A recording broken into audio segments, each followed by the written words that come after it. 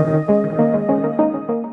my name is Marcela Prieto. I'm an associate professor of law and philosophy at USC Gould, and I teach criminal law, criminal procedure, and international law.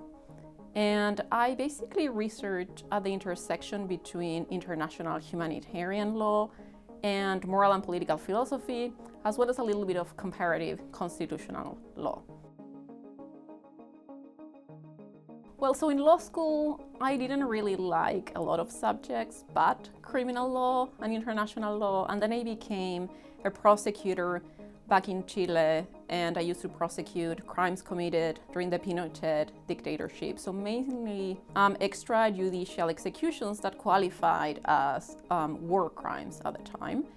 And that got me interested in the sort of underlying international system that protects people in context of armed conflict, which led me to international humanitarian law and the underlying philosophy, as well as adjacent issues which relate to criminal law as well and international criminal law.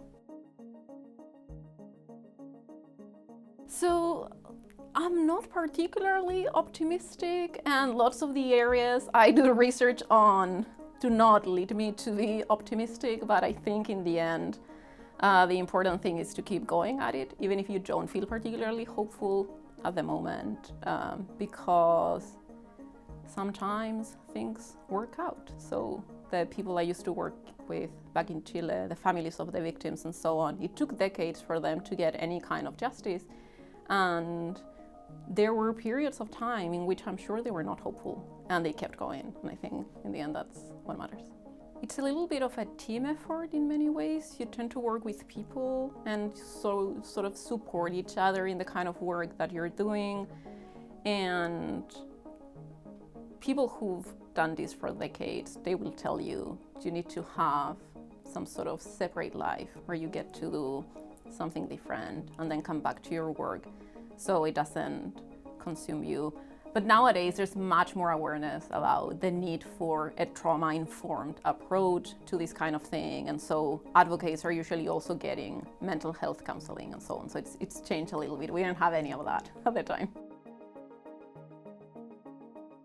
I think it would be to be always critical of whatever is put in front of them. I think for me, the most important thing is for students to realize that things can often be challenged and changed, even if it doesn't seem like it. When you're raised in a particular legal system, it's really easy to think that the way things are is sort of the natural way. It doesn't even occur to you that people in other countries might be doing things differently.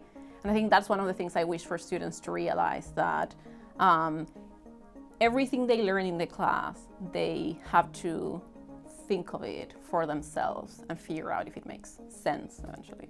In a way, I know what it's like to come from a legal system and think of your own legal system as, oh, this kind of makes sense. And then you get to the new system and nothing makes sense. And then eventually I realized, actually, lots of things make sense, lots of things don't make sense. And that's true for my own country as well. And sort of I share that kind of experience with the students. And I also try to teach them a little bit about what's happening in some other countries, how other countries deal with, say, life without parole in their criminal system, with a death penalty, or with other kinds of things that you would see in the US criminal system that you would think, is this what everyone else is doing? Is it not? And so on.